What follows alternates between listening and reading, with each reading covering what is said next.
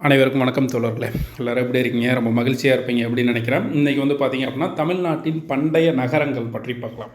ஓகேங்களா? இதில் வந்து பார்த்தீங்க அப்படின்னா 8th and 9th யூனிட்டில் இது வந்து கவர் ஆகும். ஓகேங்களா? ஹரப்பா, மொஹஞ்சதாரோ ஆகியவற்றை போல தமிழகத்திலும் தொன்மையான நகரங்கள் வந்து இருந்திருக்கு. அது நகரங்கள் எது அப்படின்னா மதுரை, காஞ்சிபுரம், பூம்புகார் ஆகியவை புகழ்பெற்றவை.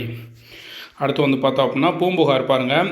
இது வங்காள விரிகுடா கடலின் கரையில் அமைந்துள்ளது. இது காவேரி ஆறு கடலோடு கடக்கும் இடத்தில் எந்த ஆறு கடலோடு கடக்கும் இடத்தில் பூம்புகார் அமைந்துள்ளது அப்படின்னா காவேரி ஆறு கடலோடு கடக்கும் இடத்துல அமைந்திருக்கு. இது வந்து தற்போது என்னன்னு சொல்லி அழைக்கப்படுது அப்படின்னா மயிலாடுதுறை அப்படின்னு சொல்லி அழைக்கப்படுது.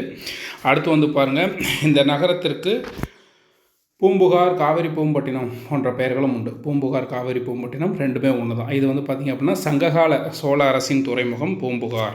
ஓகேங்களா? பூம்புகார் யாருடைய துறைமுகம்? சங்ககால சோழ அரசுடைய துறைமுகம். பூம்புகார் துறைமுகம் சீரும் சிறப்புமாக நடைபெற்ற வணிகம் குறித்து சங்க இலக்கிய நூலான இதில் இந்த பட்டினப்பாளையிலிருந்து இரட்டை காப்பிய நூலான சிலப்பதிகாரம், மணிமேகலையிலிருந்தும் அறிந்து கொள்ளலாம். அப்போ பூம்புகாரை பற்றி கூறும் நூல்களில் கீழ்கண்டவற்றில் பொருந்தாதது எது அப்படின்னு சொல்லி கேட்டு ஃபஸ்ட்டு 3 ஆப்ஷன் பட்டினப்பாலை, சிலப்பதிகாரம், மணிமேகலை, சீவக சிந்தாமணின்னு கொடுத்துருந்தானா கீழ்கண்டவற்றில் பொருந்தாதது எது? சீவக சிந்தாமணி அப்படின்றது. அப்போ காவிரி பூம்பட்டினத்துடைய அந்த வணிகம் குறித்த தகவல்களை எந்தெந்த இலக்கியங்கள் குறிப்பிடுது அப்படின்னா பட்டினப்பாலை, சிலப்பதிகாரம், மணிமேகலை. அடுத்து சிலப்பதிகாரத்தின் நாயகி கண்ணகியின் தந்தை வந்து மானையக்கன். மானையக்கன் என்றால் பெரும் கடல் வணிகன். மானையக்கன் அப்படின்றா பெரும் கடல் வணிகன். நாயகன் கோவலனின் தந்தை வந்து மாசத்தவன். மாசத்தவன்னா பெரும் வணிகன் அப்படின்னு சொல்லி பேர். ஓகேங்களா? மானையக்கன் அப்படின்னா பெரும் கடல் வணிகன், மாசத்தவன் அப்படின்னா பெரும் வணிகன் அப்படின்னு பொருள். இதிலிருந்து பெரும் வணிகர்களுக்கும் பெருங்கடல் வணிகர்களுக்கும் நிறைந்த பகுதியாக பூம்புகார் விளங்கியதை பற்றி தெளிவாக குறிப்பிட்றாங்க. அடுத்தது பூம்புகார் நகரத்து வணிகர்கள் வந்து பார்த்தோம் அப்படின்னா நேர்மைக்கும் நாணயத்திற்கும் பெயர் பெற்றவர்கள். எந்த வணிகர்கள்? பூம்புகார் நகரத்து வணிகர்கள். ஓகேங்களா?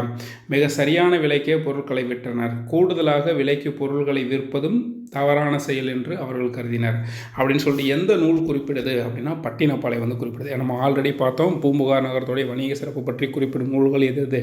பட்டினப்பாலை, சிலப்பதிகாரம், மணிமேகலை. ஸோ அங்கே வந்து வணிகர்களுடைய நேர்மையை பற்றி குறிப்பிடுற நூல் எது அப்படின்னா பட்டினப்பாலை. அடுத்து வந்து கடல் வழியாக குதிரையை இறக்குமதி செஞ்சாங்க. ஓகேங்களா? கருமிளகு தரை வழியாக இறக்குமதியானது. வடமலையிலேருந்து தங்கம் இறக்குமதி செஞ்சுருக்காங்க. ஓகேங்களா? கடல் வழியாக குதிரை, அரேபியாவில் வந்து குதிரை இறக்குமதி செஞ்சுருப்பாங்க. கருமிளகு வந்து தரை வழியாக தடங்கள் வழியாக இறக்குமதியானது. அதுக்கப்புறம் பார்த்தீங்கன்னா மீண்டும் தங்கம் வடமலையிலிருந்து இறக்குமதி செய்யப்பட்டு அது மெருகூட்டப்பட்டு மீண்டும் அயல் நாட்டிற்கு ஏற்றுமதி செய்யப்பட்டது. தங்கம் எங்கேருந்து? வடமலை அப்படின்லேருந்து. மேற்கு தொடர்ச்சி மலையிலிருந்து என்னது கொண்டு வந்திருக்காங்க? சந்தனம். தென்கடல் பகுதியிலேருந்து முத்து. கிழக்கு பகுதியிலிருந்து பவளம். ஈழத்திலிருந்து என்ன கொண்டு வந்திருக்காங்க? உணவுப் பொருட்களை இறக்குமதி செஞ்சுருக்காங்க. அடுத்து வந்து பார்த்தோம் அப்படின்னா இங்கே கப்பல் கட்டும் மற்றும் செப்பினும் தளம் இருந்ததாகவும் கூறப்படுகிறது. இங்கே பூம்புகாரில் பூம்புகார் நகர வாழ்வினை சிலப்பதிகாரத்தின் புகார் காண்டத்தின் வாசித்தும் பட்டினப்பாலை போன்ற சங்க இலக்கியங்களை வாசித்தும் அறியலாம். ஸோ சிலப்பதிகாரம், மணிமேகலை, அதுக்கப்புறம் பார்த்திங்கன்னா பட்டினப்பாலை வந்து பூம்புகார் நகரத்தை பற்றி குறிப்பிடுது. ஆனால் சிலப்பதிகாரத்தில் எந்த காண்டம் குறிப்பிடுது அப்படின்னா புகார் காண்டம். ஓகேங்களா? புகார் காண்டம் தான் என்னத்தை பற்றி குறிப்பிடுது? பூம்புகாருடைய நகர வாழ்வினை பற்றி குறிப்பிடுது. அடுத்து மதுரையை பாருங்கள். இந்தியாவில் உள்ள மிக பழமையான நகரங்களில் மதுரையும் ஒன்று. சங்கம் வளர்த்த நகரம் அப்படின்னு அழைக்கப்படுற பெருமை எதை சாரும்? மதுரையை தான் சாரும். அடுத்தது பார்த்திங்கன்னா பண்டைய காலத்தில் மதுரை முறையே பாண்டியர்களும் சோழர்களும் களப்பியர்களும் வந்து ஆட்சி செஞ்சுருக்காங்க. இடைக்காலத்தில் பிற்கால சோழர்களும் பிற்கால பாண்டியர்களும், அவர்களை தொடர்ந்து யார் ஆட்சி செஞ்சுருக்காங்கன்னா நாயக்கர்களும் ஆட்சி புரிஞ்சிருக்காங்க. இதன் விளைவாக பண்பாட்டு கலப்பு எங்கே நிகழ்ந்திருக்கு? மதுரையில் நிகழ்ந்திருக்கு. வணிகம் செழித்தது. இதற்கான சான்றுகள் மதுரையில் உள்ள கீழடியில் நாங்கள் வந்து அகழாய்வில் கிடைத்திருக்கு. ஓகேங்களா? பண்பாட்டு கலப்பு, மதுரையில் பண்பாட்டு கலப்பு நிகழ்ந்ததற்கான சான்று எங்கே கிடைச்சிருக்கு அப்படின்னா ஃபஸ்ட்டு ஆப்ஷன் ஆதிச்சநல்லூர் கொடுத்துருப்பான், பார்த்துக்கோங்க. அதற்கான சான்று எங்கே இருக்குது அப்படின்னா மதுரைக்கு அருகில் உள்ள கீழடியில் தான் கிடச்சிருக்கு. சங்கம் அமைத்த தமிழை வளர்த்த பெருமை மதுரைக்கு உண்டு. கடை சங்க காலத்தில் தமிழ் பணி செய்த புலவர்கள் எத்தனை பேர் அப்படின்னா மொத்தம் 49 புலவர்கள் வந்து இருந்திருப்பாங்க. ஓகேங்களா? ஸோ இதில் வந்து பெண்பால் புலவர்கள் எத்தனை அப்படின்னு சொல்லிட்டு கீழே கமெண்ட் பண்ணுங்கள். அடுத்து கிழக்கு கடற்கரையில் அமைந்திருந்த தொண்டியிலிருந்து மதுரைக்கு அகில், சந்தனம் போன்ற நறுமணப் பொருட்கள் கொண்டு வரப்பட்டது. எங்கேருந்து அகில், சந்தனம் போன்ற நறுமணப் பொருட்கள் வந்து இதுக்கு மதுரைக்கு கொண்டு வரப்பட்டது அப்படின்னா கிழக்கு கடற்கரையில் அமைந்திருந்த தொண்டி அப்படின்ற துறைமுகத்திலிருந்து.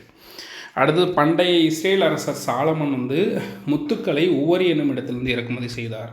சாலமன் எங்கேருந்து முத்துக்களை இறக்குமதி செஞ்சுருக்காரு? உவரி அப்படின்ற துறைமுகத்திலேருந்து இறக்குமதி செஞ்சுருக்காரு. ஸோ ரோமானிய நாணயங்கள் தயாரிக்கும் தொழிற்சாலை, ஸோ இது ரொம்ப முக்கியமானது. ரோமானிய நாணயங்கள் தயாரிக்கிறதுக்கு பிற நாட்டு நாணயங்களும் மதுரையில் அச்சடிக்கப்பட்டிருக்கு.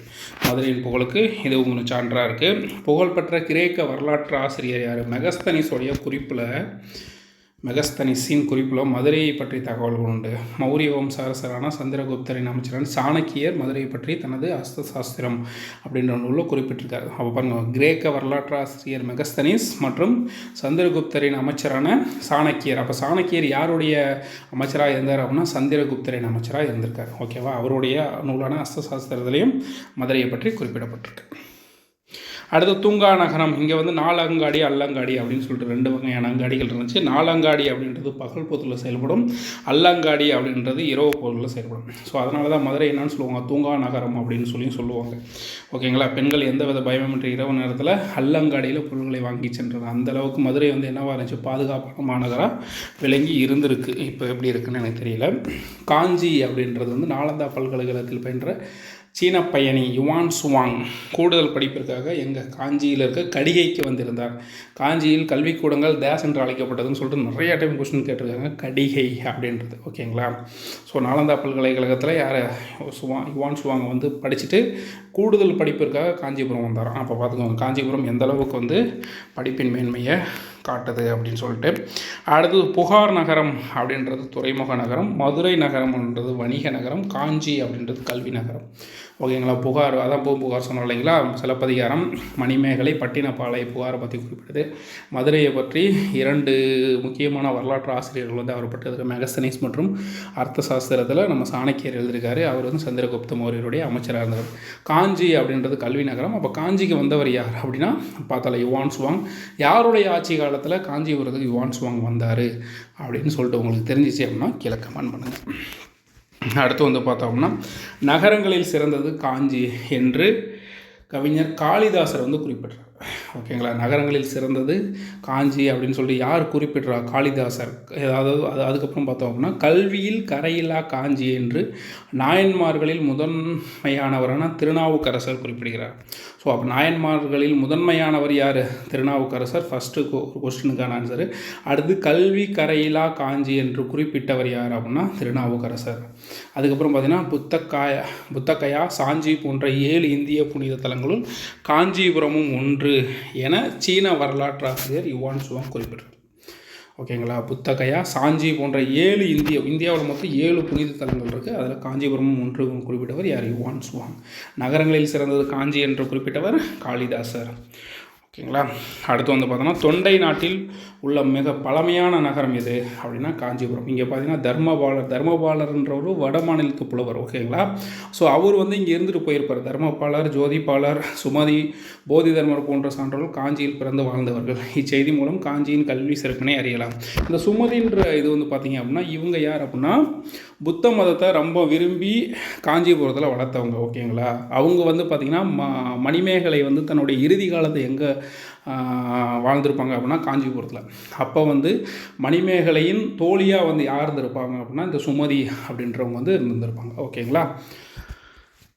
அடுத்து வந்து பார்த்தோம் அப்படின்னா காஞ்சி கோயில்களின் நகரம். ஆமாம், 1000க்கும் மேற்பட்ட சிவன் தலங்கள் இருக்குது. இங்கே உள்ள கைலாசநாதர் கோயில் புகழ்பெற்றது. பிற்கால பல்லவ மன்னன் ராஜசிம்மன் கற்கோயிலை கட்டினான். ஸோ பல்லவர்களில் கற்கோயிலை கட்ட தொடங்கியவர் யார் அப்படின்னா ராஜசிம்மன் அப்படின்றவர் கற்கோயிலை கட்டிருக்கார். பல்லவர் காலத்தில் எண்ணற்ற குடைவரை கோயில்கள் கட்டப்பட்டன. பௌத்த துறவியான மணிமேகலை பார்த்திங்களா, பௌத்த துறவியான மணிமேகலை தனது இறுதி காலத்தை காஞ்சியில் கழித்தார் என்பது இதன் சிறப்புக்கு இன்னொரு சான்று. ஸோ அந்த மணிமேகலையோட தோழி தான் யார்? சுமதி. ஸோ மணிமேகலையின் தோழி யார் அப்படின்னு சொல்லி கூட கேள்வி கேட்டிருக்காங்க. ஓகேங்களா? அடுத்து வந்து காஞ்சி வந்து ஏரிகளின் மாவட்டம். ஆமாம், காஞ்சிபுரத்தில் வந்து பார்த்திங்கன்னா கிட்டத்தட்ட 1000க்கும் மேற்பட்ட ஏரிகள் இருக்குது. எல்லா பக்கமும் ஏரிகளாக இருக்கும். அந்த எல்லா ஏரிகளும் பாலாற்றில் தண்ணி வந்துச்சு அப்படின்னா ஒரே சமயத்தில் எல்லா ஏரிகளுமே நிரம்பிடும். அடுத்து வந்து ஒரு 6 மாதம் 8 மாதத்துக்கு தண்ணி பிரச்சனையும் இருக்காது. காஞ்சி கோயில்கள் நகரம் அப்படின்னு சொல்லி அழைக்கப்படுது. மேலே பார்த்தோம். இந்நகரம் நீர் மேலாண்மைக்கு சிறந்த சான்று அப்படின்னு சொல்லி குறிப்பிட்றாங்க. அடுத்தது பாருங்கள், சோழ நாடு சோறு உடைத்து, பாண்டிய நாடு முத்து உடைத்து, சேர நாடு வேலம் உடைத்து, தொண்டை நாடு சான்றோர் உடைத்து. இந்த சோழ நாட்டை பற்றி இப்போ ரீசெண்டாக நடந்த குரூப் 4 ஒரு கொஸ்டின் கேட்டிருந்தாங்க. என்ன அப்படின்னா, போர் சிறப்பும் ஏர் சிறப்பும் உடைய நாடு எது, 1900 போர் சிறப்பும் ஏர் சிறப்பும் கொண்ட நாடு எது அப்படின்னு சொல்லி கேட்டிருந்தாங்க. சோழ நாடு. ஓகேங்களா? ஸோ அந்த கொஷின் நம்ம அடுத்தடுத்த காணொலியில் அடுத்தடுத்த ஒவ்வொரு கொஷினும் எங்கே ஸ்கூல் புக்கில் எங்கேருந்து கேட்டிருக்காங்க அப்படின்னு சொல்லிட்டு நம்ம அடுத்தடுத்த காணொலியில் பார்க்கலாம். ஓகேங்களா? ஓகே நண்பர்களே, இந்த வீடியோ அவ்வளோதான். வீடியோ உங்களுக்கு பிடிச்சிருக்கும் அப்படின்னு நினைக்கிறேன். பிடிச்சிருந்தா மறக்காமல் ஒரு லைக் பண்ணிட்டு போங்க. தேங்க்யூ, பாய்.